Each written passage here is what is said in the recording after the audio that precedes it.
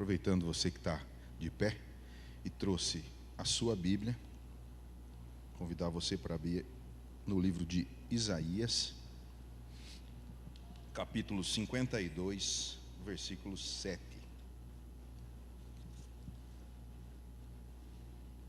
Isaías 52 e 7.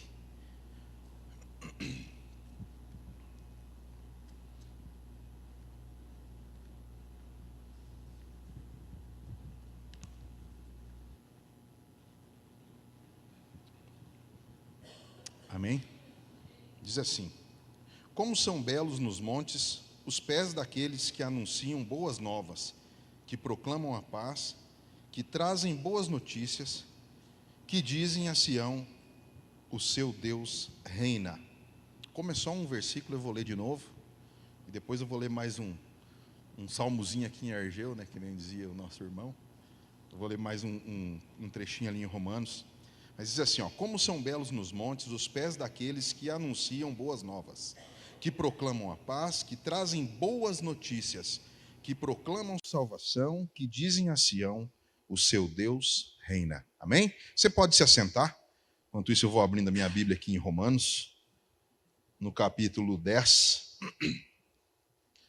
versículo 13, 14 e 15, onde Paulo diz assim: porque todo aquele que invocar o nome do Senhor será salvo. Como, pois, invocarão aquele em quem não creram? E como crerão naquele de quem não ouviram falar? E como ouvirão se não houver quem pregue? E como pregarão se não forem enviados? Como está escrito: como são belos os pés dos que anunciam boas novas. Como eu passei uma cola para você, você já sabe que está escrito lá em Isaías 52 e 7. Conformosos são os pés daqueles que trazem boas notícias. E eu anotei aqui, já tem uns diazinho, e eu coloquei um título nessa mensagem que eu nem sabia como é que eu ia desenvolver, porque você imagina, né? Você pega um versículo assim e fala dos pés que são bonitos, né? Daqueles que anunciam as boas novas. Mas o nome que me veio foi Portadores das Boas Notícias. E eu fiquei durante alguns dias meditando a respeito de alguém que vem ao nosso encontro e traz boas notícias. Antigamente, quem trazia boas notícias para nós era o carteiro, né? O carteiro é uma função que está em extinção. Já dizia o meu ex-patrão que agora o carteiro não vem mais, né? A gente quase não recebe mais carta. Vem o conteiro, que vem trazer conta, né? Então, ele não é mais o carteiro, ele é o conteiro. Pois bem, irmãos, na verdade assim, então, portadores das boas notícias, né? Pensei também naquele que traz a encomenda da Shopee, né? Aquele que traz o livro que a gente comprou pela internet, né? Assim, como a gente aguarda ansioso essa pessoa que vem trazer essa encomenda para nós, né? Como a gente aguarda ansioso alguém que vem trazer para nós uma boa notícia, né? Vem dar algo positivo para nós, né? Difícil é receber uma notícia ruim, né? Isso ninguém quer. A gente faz volta de receber notícia ruim, mas a notícia boa, aquele que é portador de uma boa notícia é sempre muito bem-vindo. Olha, deu certo aquilo que você estava esperando. Olha, aconteceu, né? Isso que você estava com paciência esperando no Senhor. Chegou a hora, chegou o momento. Então, esse mensageiro é tão bom da gente receber. Pois bem, irmãos, então, o que eu fiz aqui? Eu procurei deixar o tema a respeito de anunciar as boas novas. Que essa, como nós vamos ver ao longo da mensagem, é a função que ficou para nós, como imitadores de Jesus Cristo, né? Foi orado agora há pouquinho que nós queremos ser parecidos com o Filho de Deus, Jesus. E a ordem que ele nos deixou foi de levar o Evangelho, levar as boas novas, né? A todas as criaturas para que se tornem filhos. Então, não importa o nosso chamado, não importa a nossa vocação, nós temos essa ordenança. Então, serve para todos nós, né? Então, eu fui buscar o contexto de Isaías 52:7, para não ficar só nesse versículo que são bonitos os pés daqueles que trazem boas notícias. E eu voltei um pouquinho, talvez uns 1000 anos para trás, e eu vou repartir contigo aqui rapidão, que Israel ele era governado por Deus através de juízes e profetas. Então você já tem mais ou menos essa noção. Em 1 Samuel 8:5, Israel pede um rei para Samuel. Mais ou menos assim, olha, todas as nações em volta de nós têm reis. Nós também queremos um rei, porque esse negócio de ser regido aí, né, por profeta, por juízes, ficar esperando aí Deus dar uma resposta, por que nós vamos ser diferentes? Nós queremos um rei também. Inclusive, o Samuel ficou muito chateado, foi conversar com Deus, Deus falou assim, ó, não é você que eles estão rejeitando, eles estão rejeitando a mim. Mas se eles querem um rei, vamos arrumar um rei para eles. Então, lá em 1 Samuel 8:5 diz assim, e disseram-lhe, tu já estás idoso, e teus filhos não andam em teus caminhos. Escolhe agora um rei para que nos lidere a semelhança das outras nações. Tá? Então vamos lá. Depois disso, irmãos, o que acontece? O primeiro reinado foi de Saul. Você já sabe. Alto, bonito, né? Se destacava no meio da multidão. Reinou mais ou menos entre 20 e 40 anos. Provavelmente 40. Pode ser que seja algum desencontro de informações e traduções na Bíblia. Depois veio o reinado de quem? O reinado de Davi. Ele consolida o reino e estabelece Jerusalém como capital. Reinou também cerca de 40 anos. Depois de Davi veio quem? O filho de Davi, Salomão, né? Que é o rapaz que assumiu o reinado e ao invés de pedir riqueza, em vez de pedir outras coisas, ele pediu o que para o Senhor? Sabedoria. E com a sabedoria, todas essas outras coisas vieram, né, a galope, vieram de a cavalo, vieram no embalo. Então, Salomão reinou mais ou menos 40 anos.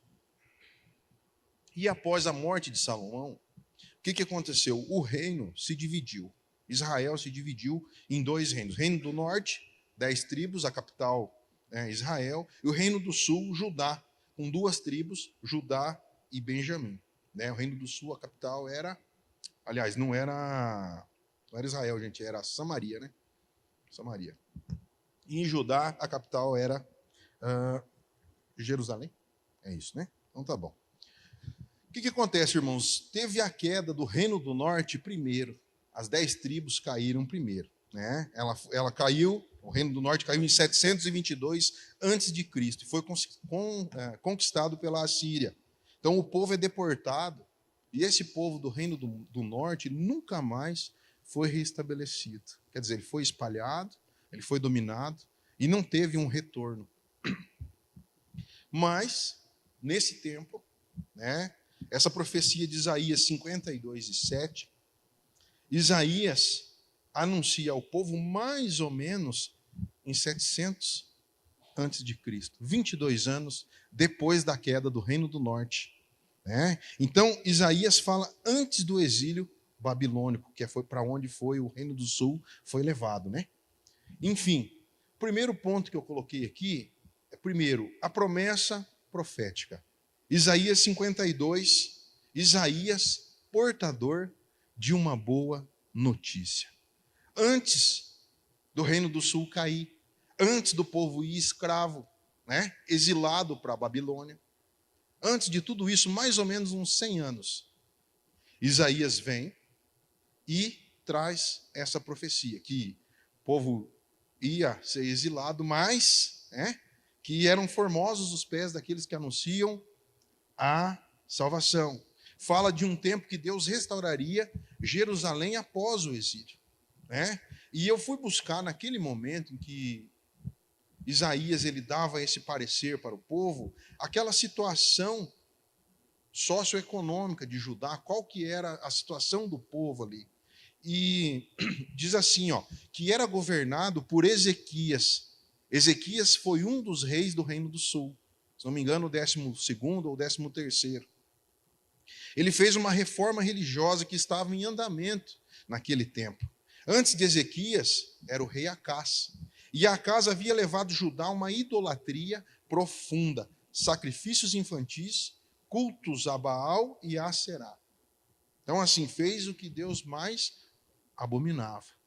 Ezequias estava ali retomando, fazendo uma reforma religiosa, né? Então, o que aconteceu? Se você ler lá em 2 Reis, do 18, do 3 ao 6, Ezequias destruiu os altares idólatras, purificou o templo, restaurou a Páscoa, incentivou o retorno à adoração exclusiva de Deus, né, ao Deus de Israel, Yahvé. Contudo, irmãos, o que acontece? Parte desse povo ainda era resistente. Sabe aquele que não gosta de mudança? Sabe aquele que está acostumado com a situação? Então, parte desse povo ainda continuou com essas práticas. E isso foi minando, né, o povo, porque eles estavam com os corações distantes de Deus. Então, irmãos, assim, oficialmente, a religião tinha um só e um único Deus. Mas isso era oficialmente. Mas, em verdade, o povo vivia em hipocrisia. Né? Nós já ouvimos essa palavra. O que é hipocrisia? Diz uma coisa, mas faz outra. Vive em hipocrisia. E diz assim, ó, que mantinha as festas e os sacrifícios, mas não tinha arrependimento. Quer dizer, batia um cartão, cumpria com o combinado, mas o coração estava longe de Deus. Isaías os acusa de adorar com os lábios, mas ter o coração longe de Deus. Isaías 29, 13 diz assim, ó, o povo se aproxima de mim com a boca e me honra com os lábios, mas o coração está longe de mim. Então, já naquela época, irmãos, tinham aqueles que faziam de conta. E eu trago uma notícia ruim. Fazer de conta não adianta. Porque Deus conhece o coração de cada um de nós. Ele sabe a motivação do nosso coração. Ele sabe o mais profundo e o escondido. Então não adianta a gente fazer de conta.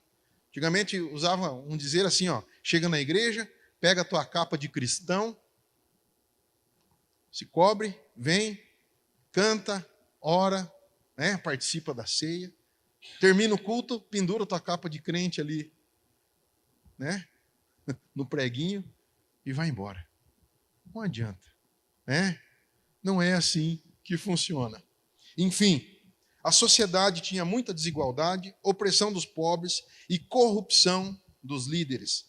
Ameaça externa, o Império Assírio estava dominando a região e o medo de invasões era constante. Então você imagina, dividiu o reino em dois, a parte maior do reino, que continha 10 tribos, já tinha sido dizimada, já tinha sido dominada e extraviada, por assim dizer. Sobraram 2 tribos.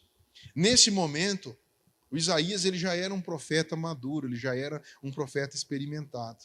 Então ele vinha denunciando o pecado e anunciando esperança. Olha, se arrependa do teu pecado. Chamava o povo ao arrependimento, denunciava o pecado, a idolatria e a injustiça. Falava a respeito da soberania de Deus, de um juízo divino e de uma esperança messiânica, uma esperança de um Messias descendente de Davi que traria redenção e paz. Então, Isaías 52, 7. Isaías, portador de boas novas. Como são belos nos montes os pés daqueles que anunciam as boas novas. O profeta Isaías fala de um tempo que Deus restauraria Jerusalém e anuncia a libertação que Deus traria para o povo. A imagem desse mensageiro correndo pelos montes com essa notícia de vitória e de paz. Então, esses os pés que são formosos, desse mensageiro que vem com essa notícia de vitória. Olha, o exílio acabou. O tempo de derrota acabou.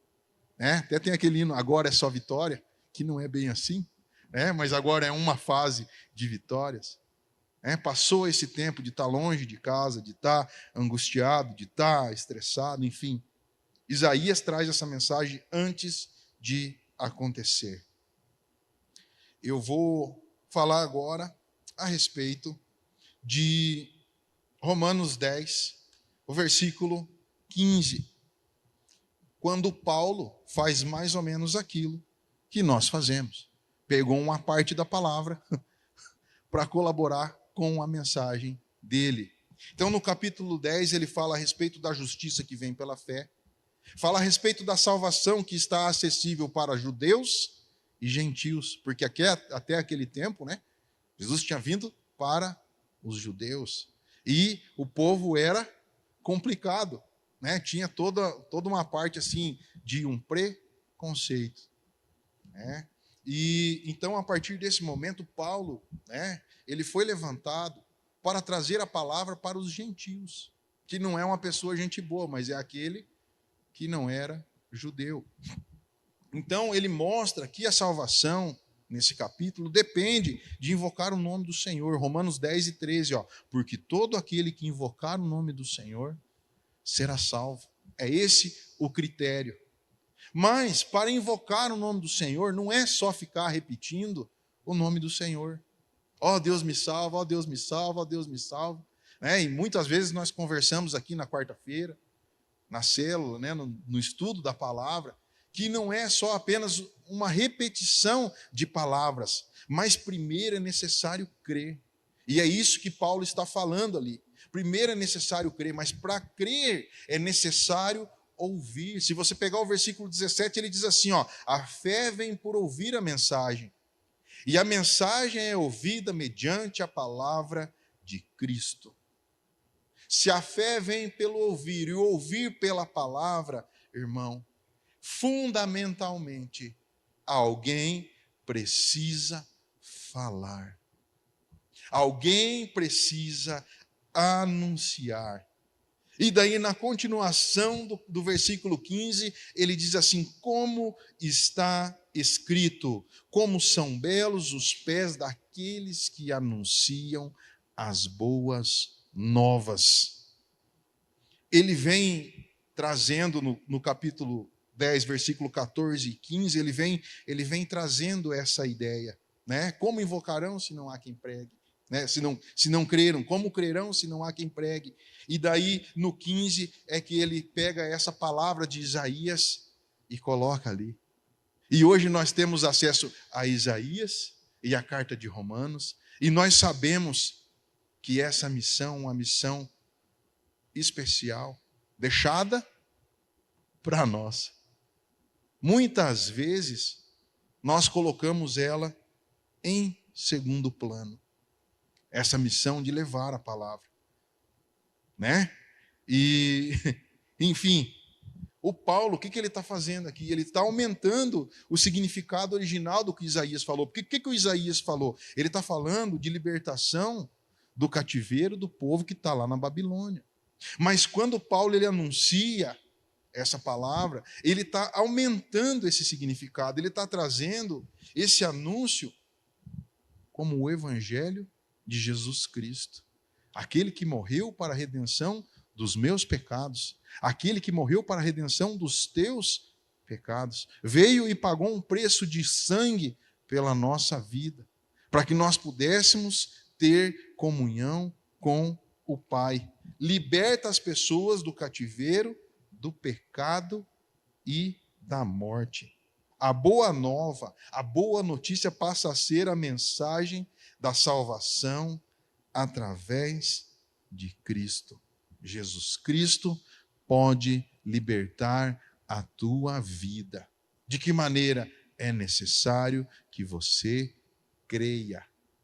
E para você crer, é necessário ouvir. E para ouvir, é necessário que alguém pregue a palavra. Ah, Fernando, mas eu posso ler? Pode. Mas a leitura da palavra, eu acredito que seja, pelo menos na grande maioria, um segundo passo. Então, o que acontece, irmãos? Voltando ali no povo que está cativo lá na Babilônia. Passaram mais ou menos uns 90 anos, talvez uns 100 anos, da época dessa profecia de Isaías, que profetizou antes do cativeiro. Mas agora, o povo já foi levado em 3 levas, né, para a Babilônia.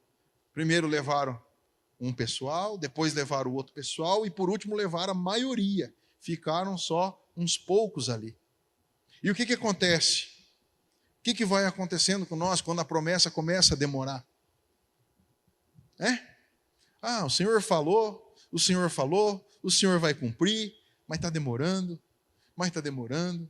Até eu me lembrei de duas irmãs que nós tínhamos na igreja, bem no comecinho, elas já tinham uma certa idade, né? E daí um dia, uma olhou para a outra e falou assim: Maria, será que Jesus vem mesmo? Porque eu já estou com 70 e lá vai pedra, e desde que eu sou menininha, eu escuto que Jesus vai vir, vai voltar, e ele nunca voltou, graças a Deus, né? Porque daí nós temos uma oportunidade ainda. Entende? Então assim, vai passando, e o povo acaba esquecendo dessa promessa, ou isso vai ficando adormecido. Será que Deus prometeu mesmo? Será que Ele falou? Será que Ele vai cumprir?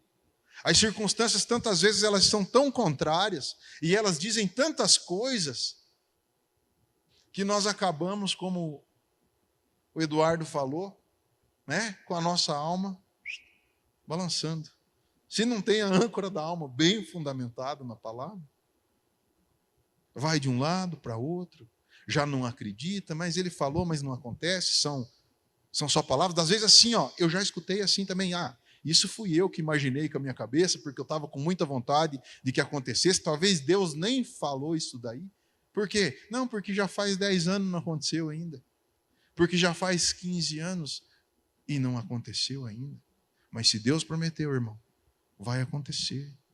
A promessa de Deus vai se cumprir. Porque a palavra de Deus, ela não volta. Ela se cumpre, né? Ela cumpre aquilo para que ela veio. Então, se Deus falou para você que vai acontecer, não importa, irmão, se o mar vai abrir ou se nós vamos andar em cima da água. É só isso. Dá para andar em cima da água? Dá. Dá para o mar se abrir? Dá também. Nós vamos passar? Nós vamos passar. Não importa. Porque nós vivemos de fé, não daquilo que nós vemos, é lógico. Fernando, mas faz 20 anos que eu estou vendo a mesma coisa e não muda. Você tem capacidade de continuar crendo. Tudo é possível àquele que crê.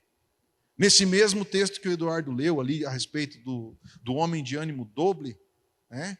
Não pense tal homem que alcançará qualquer coisa do Senhor. Porque tem uma versão que diz, cocheando em dois pensamentos.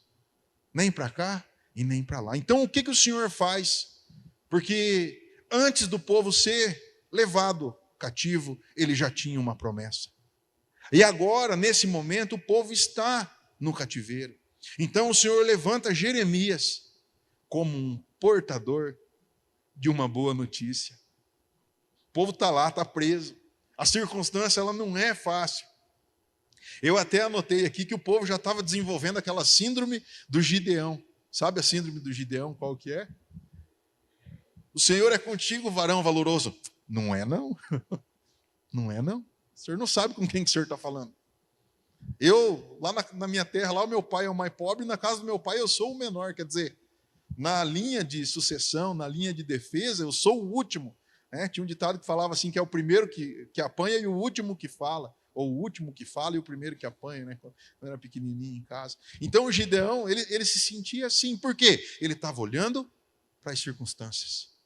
Então eles plantavam, os midianitas vinham e colhiam para eles. E levavam tudo embora. Então quando o Senhor chega para Gideão, ele está malhando trigo no lagar. O lagar é o lugar de pisar a uva. Não é lugar de malhar trigo. Trigo se malha na eira, que é um lugar aberto, mas você vai malhar trigo na eira, os caras vêm e levam tudo. Então, vamos malhar escondidinho, vamos dar um jeito aqui deles não roubar tudo de nós. O Senhor é contigo? Não é não. Faz 7 anos que o povo estão vindo e estão levando tudo, e nós estamos feios e está assim, o Senhor não sabe com quem que o Senhor está falando. Deus falando com Gideão, falando para ele, olha, eu sou contigo. Não, não é não. O que são feitos dos milagres que nos contaram. Então o povo está lá na Babilônia, 95 anos depois, e o Senhor levanta Jeremias, portador de uma boa nova. Esperança no cativeiro, Jeremias 29. Jeremias escreve durante o exílio babilônico. Como você já sabe, o Isaías escreveu antes. Ele escreve uma carta aos que tinham sido levados por Nabucodonosor. Por quê, irmãos? O povo estava distante, estava desanimado. E, para não melhorar a situação, tinha uns falsos profetas que estavam dizendo assim: olha, esse exílio aqui vai ser curtinho, o Senhor vai se manifestar, vai demorar pouquinho, e vocês já vão voltar para casa, fiquem tranquilos. Falsos profetas, notícias boas, mas não eram verdadeiras. Era isso que tinha se levantado. Então, o que acontece? Deus, por meio de Jeremias, orienta: vivam, plantem, prosperem e aguardem, pois, passados 70 anos, eu vos trarei de volta. Agora você pensa, irmão, a situação desse povo que está lá na Babilônia, ouvindo dos falsos profetas o quê? Não, olha, já já vocês vão voltar. Já já vocês vão voltar. Se eu chego para qualquer um aqui hoje e falo assim: olha, não investe em nada porque você vai mudar de cidade. Você não vai morar aqui mais. Você vai atrás de comprar um terreno, você vai atrás de comprar uma casa, você vai atrás de construir alguma coisa, você vai atrás de procurar um emprego, você está pronto para sair. Igual o povo quando estava para sair do Egito, né? Da escravidão no Egito, com os lombos cingidos e com as sandálias nos pés. É capaz de você nem desfazer as tuas malas, pronto para receber uma notícia. Então, há uma promessa de futuro e de esperança através da vida de Jeremias. Jeremias 29, do 4 ao 10, tá? Eu anotei aqui o 4, 5 e 6 e o 10 também. O 4 diz assim: assim diz o Senhor dos Exércitos, o Deus de Israel, a todos os exilados que deportei de Jerusalém para a Babilônia. 5, olha só a mensagem: construam casas e habitem nelas, plantem jardins e comam dos seus frutos. 6, olha só: casem-se e tenham filhos e filhas. Escolham mulheres para casar-se com seus filhos e deem as suas filhas em casamento, para que também tenham filhos e filhas. Multipliquem-se e não diminua. Versículo 10: assim diz o Senhor: quando se completarem os 70 anos da Babilônia, eu cumprirei a minha promessa em favor de vocês, de trazê-los de volta para esse lugar. Você já pensou, irmão? Que bênção de Deus uma palavra dessa, que vem ao teu encontro, você que está esperando uma notícia boa, você que está esperando uma mudança de estação na tua vida, você que clama ao Senhor toda noite ou toda manhã: Senhor, tem misericórdia de mim. Senhor, o Senhor se esqueceu de mim. Senhor, olha para mim. Aí o Senhor manda o profeta com a palavra: olha, quer saber? Casa e dá em casamento. Constrói casa, habita nela, planta jardim, come os frutos, porque vai demorar 70 anos. Ô Senhor, que bom saber. Não queria ficar aqui, mas já que é para ficar aqui, então eu vou desfazer minhas malas, vou atrás de comprar uma casa, vou organizar minhas coisas e vou organizar a minha vida, na expectativa de que quando o Senhor vier, eu vou contigo. De que quando o Senhor libertar o povo, daqui 70 anos, eu volto para minha casa. Sabe? Aquela bagunça, aquela incerteza, aquela confusão, aquele zumbido no ouvido, acabou. Tem uma direção. Por quê? Porque vem Jeremias, portador de uma boa notícia. Talvez não era a notícia que estava todo mundo esperando. Talvez nem todo mundo creu. Talvez nem todo mundo deu crédito para aquela palavra, porque de repente a vontade de voltar para a tua terra era maior do que ficar ali. Mas foi uma palavra do Senhor e ela se cumpriu. Portadores de uma boa notícia, assim como Jeremias. Conformosos são os pés daqueles que anunciam as boas novas. Anotei aqui que não se refere a uma beleza física, mas a beleza da missão e da mensagem. O Senhor deixou uma mensagem para nós. Do mesmo modo que Jeremias tinha uma mensagem de esperança, uma boa notícia para aquele povo que estava cativo, o Senhor tem uma boa mensagem através de nós. Até eu fiz 2 perguntas aqui. Você acredita que hoje a humanidade está distante de Deus, desanimada e sem uma perspectiva? Você acredita que hoje a humanidade carece de uma promessa de um futuro e de esperança? Você acha que vale ser portador de uma boa notícia hoje? Você já olhou, irmão, por esse ângulo? Porque assim, né, eu anotei lá aquele versículo de Marcos 15, né, que diz assim: ide por todo mundo, pregai o evangelho. 15? 6? 16, obrigado, Marcelo. Depois nós vamos colocar aquele pontinho aqui, você fala aqui, ó. Marcos diz assim, enfim, ide por todo mundo, pregai o evangelho a toda criatura. Quantas vezes nós já ouvimos isso aqui? Bastante vezes. E muitas vezes o que nós fazemos? Deixamos, não, na hora que der um tempinho eu vou. Aqui mais uns dias eu vou correr atrás das minhas coisas primeiro aqui, vou resolver aqui, e depois eu vou levar a palavra. Vou fazer um pé de meia primeiro, vou cuidar dos meus negócios primeiro, e depois eu vou falar da palavra. Você já olhou por esse ângulo? A mensagem que você muitas vezes evita levar é a que a pessoa está esperando. Nós somos muito bons para julgar para o lado de fora, para analisar aquilo que nós estamos vendo.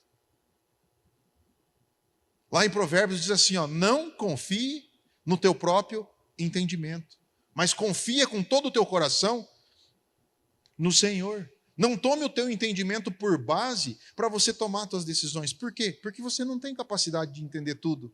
Talvez você enxergue um pouquinho para frente. Se o Senhor não te dá uma direção, se o Senhor não te dá uma orientação, é tão difícil, né, dar o próximo passo, fazer isso. Então, a palavra está dizendo para nós buscar no Senhor essa direção, essa orientação. E muitas vezes nós olhamos para as pessoas, e eu tenho alguns testemunhos desse. Quando eu ia no primeiro ano do 2º grau, eu tinha acho que 14 para 15 anos. E eu tinha uma colega de aula.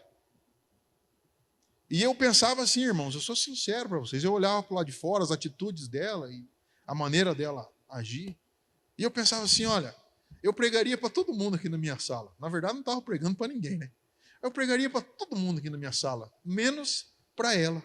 Porque, tipo assim, ela não tem jeito. É muito braba, ela é, né, da pá virada, enfim, como queira. Irmãos, no outro ano, a menina se converteu. E se converteu com força. E é crente no Senhor. E é convertida desses maus caminhos até hoje. E vai para a igreja, enfim, está tudo certo. E está levando uma vida com Deus. Mas se ela dependesse de mim e da minha avaliação, você entende? Eu ia ficar escondido.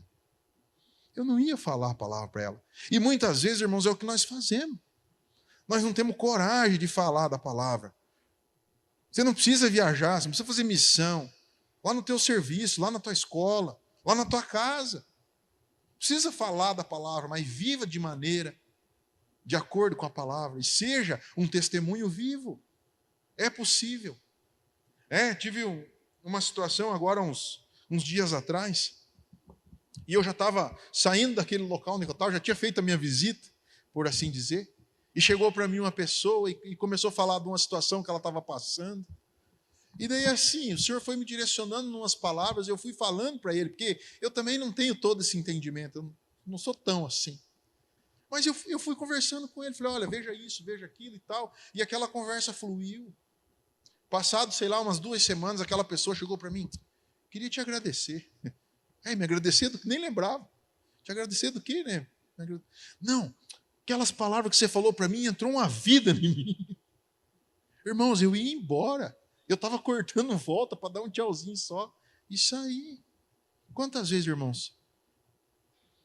Nós somos o portador de boas novas, que o Senhor tem levantado, e nós temos nos calado, por medo, por vergonha, enfim, ou por não ter assim, talvez, aquela importância dessa palavra. Quantas vezes nós fazemos isso? E não é que nós impedimos, irmãos, porque de alguma maneira a palavra do Senhor vai chegar para a pessoa. Mas você podia ter experiências diferentes com o Senhor, entrar em novos lugares, simplesmente por compartilhar aquilo que Deus tem feito na tua vida. Então eu anotei aqui o cumprimento e a restauração do povo. Isaías falou da mensagem antes, Jeremias falou durante o cativeiro. E Neemias falou depois. Lógico, irmãos, eu estou trazendo de uma maneira bem resumida, porque eu não quero demorar. Mas através da vida de Neemias, né? Depois do exílio, Deus cumpre as promessas. O povo retorna, o muro de Jerusalém é reconstruído, há uma renovação espiritual e da nação, do povo espiritualmente falando e como nação também. Então, o foco passa da libertação física para a restauração moral e espiritual do povo, porque Deus não faz as coisas pela metade. É uma restauração completa. Eu tenho para vocês, né? Depois que passar os 70 anos, libertação, cura, transformação. E eu anotei de Neemias 2 pontos que me chamaram a atenção para dividir com você. O primeiro, irmãos, é que assim, Neemias, ele se sentiu profundamente tocado. Se você for ler o livro de Neemias, o primeiro versículo, o segundo versículo, ele vai conversar com os irmãos dele que vêm lá de Jerusalém. E como que está Jerusalém nessa época? Com os muros derrubados, as portas queimadas, tudo assim, ao Deus dará, em resumo. Bem bagunçado. Se você ler o versículo 4, diz assim, o Neemias falando, quando ouvi essas coisas, sentei-me e chorei. Quando foi, irmão, que você sentou e chorou? Porque sentiu, assim, compaixão, essa é a palavra que eu estava procurando, do teu irmão, daquele que ainda não conhece a palavra. Qual que foi a última vez que você sentou e chorou? Aí diz assim, passei dias lamentando, jejuando e orando ao Deus do céu. Essa foi a atitude de Neemias. Daí, irmão, eu anotei aqui o seguinte, que Neemias, ele tinha uma função importante no reino. Neemias não era assim um Fernando da vida lá. Ele era um cara importante, ele era copeiro, né? Real. Como copeiro, sua função era estar perto do rei, proteger a vida e por isso desfrutava de grande influência e confiança na corte. Ele era alguém de um status social elevado. Né? Nos dias de hoje, nós ia dizer assim, olha, Neemias tinha moral lá. Né? Estava bem colocado. E mesmo assim, ele sentou e chorou. Quando ele ouviu falar que a cidade do seu povo estava com os muros destruídos, toda queimada, né? Ele podia ficar muito bem, irmão, bem sentadinho, tranquilo. Pois é, você veja bem, está queimado lá, né? Que difícil, né? Vamos fazer uma oferta, vamos levantar um dinheiro e vamos mandar lá para ver se nós conseguimos ajudar com alguma coisa. Mas ele ficou profundamente tocado.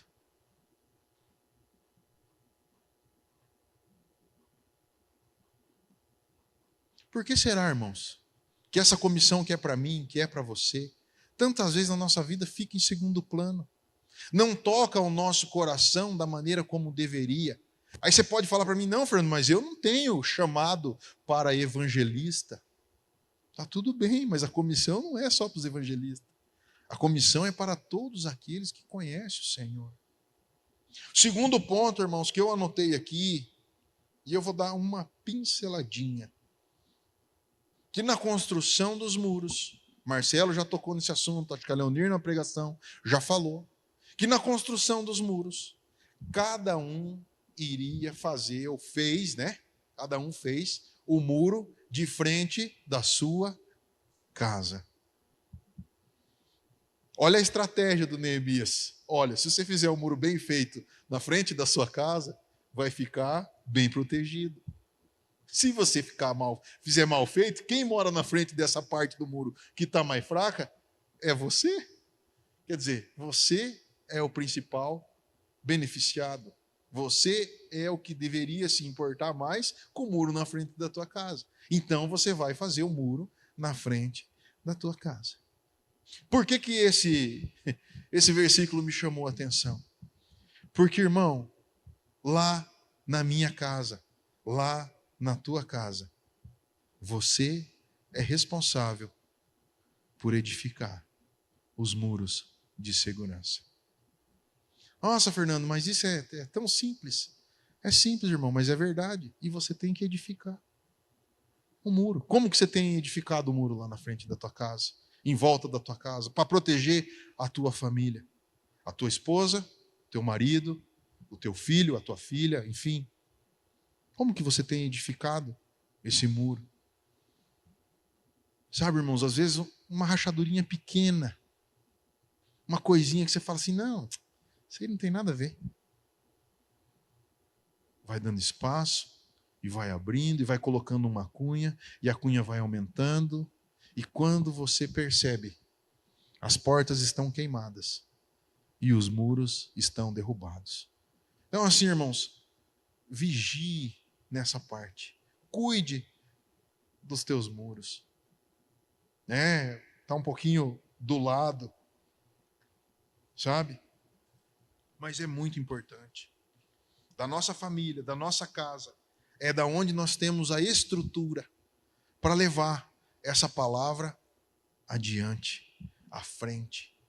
Como é mais fácil, por assim dizer, você levar a palavra quando está tudo bem, né? Está tudo resolvido lá na tua casa, não tem problema nenhum, não tem mais nada para resolver. É tão legal levar a palavra nessa fase. Nem sempre nós vamos estar nessa fase, mas cuide do muro na tua casa. Conclusão, irmãos, já para nós terminar. Naqueles dias, o Senhor agiu através dos seus ungidos, Isaías, Jeremias, Esdras, Neemias. Poderíamos aqui falar do Abraão, do Isaac, do Jacó, do José, do Moisés, enfim, tantos homens de Deus. E hoje, irmãos, quando os olhos do Senhor procuram os fiéis da terra, Ele pode nos encontrar. O Senhor pode contar comigo e com você nessa tarefa que foi passada para nós. De alguma maneira, todos que estão aqui, de alguma maneira, essa boa notícia chegou até você, chegou até mim. No meu caso, até acho que foi através do meu pai, que chegou para ele antes de mim, mas chegou para mim. Então, a minha parte está resolvida, eu fui alcançado. Essa palavra chegou para mim, eu sei que Jesus veio e pagou um preço de sangue pela minha vida. E por isso eu posso ter um relacionamento com Deus. E eu posso ser parecido a cada dia com Jesus. Ide por todo mundo e pregai o evangelho a toda criatura. Sejam minhas testemunhas em Jerusalém, na Judéia e até os confins da terra. Independente do nosso dom pessoal. Uns para apóstolos, outros para profetas, outros para evangelistas, pastores e mestres. Efésios 4:11. Todos somos comissionados a anunciar as boas novas. Ontem era a vez dos nossos irmãos.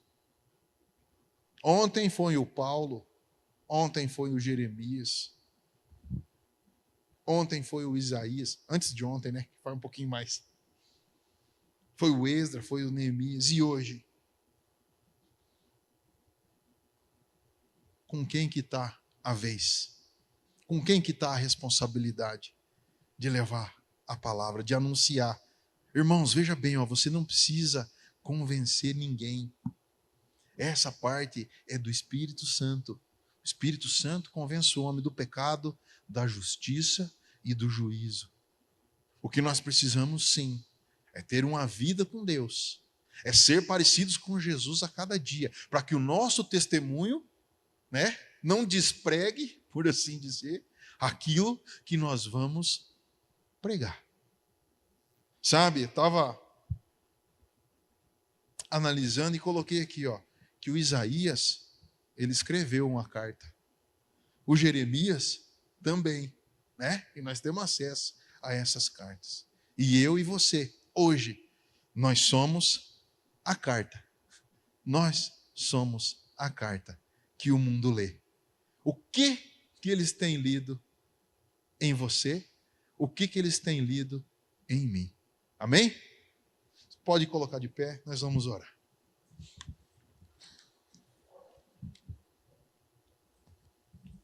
Senhor Deus e Pai, Criador do céu e da terra, Pai de nosso Senhor e Salvador Jesus Cristo. Te agradeço, Senhor, pela oportunidade que tenho de estar juntamente com os meus irmãos, Pai, meditando na Tua palavra. Muito obrigado, Senhor, por nos chamar para esse tempo, para levar, Senhor, a Tua palavra, para anunciar, Senhor, as boas novas, para sermos, Senhor, os portadores dessas boas novas, nesses tempos, Pai, tão difíceis. O mundo espera de nós uma atitude diferente. O mundo espera de nós, Senhor, uma palavra de boas notícias. E graças ao sacrifício de Jesus Cristo na cruz do Calvário, nós temos essa palavra, Senhor, para anunciar. Dá-nos, Senhor, coragem. Dá-nos, Senhor, ânimo. Senhor, traz ao nosso coração a verdadeira importância, Pai, e o peso dessa palavra. Que a partir de hoje, Senhor, nós possamos ser impactados a levar a Tua palavra com amor, Pai, com dedicação, com cuidado, Pai, e com alegria. Quão formosos, Senhor, são os pés daqueles que anunciam, Senhor, que anunciam as boas novas. Obrigado, Senhor, por nos chamar e nos comissionar para essa missão tão importante, Pai. Fica conosco, nos capacitando em nome de Jesus. Em nome de Jesus. Amém.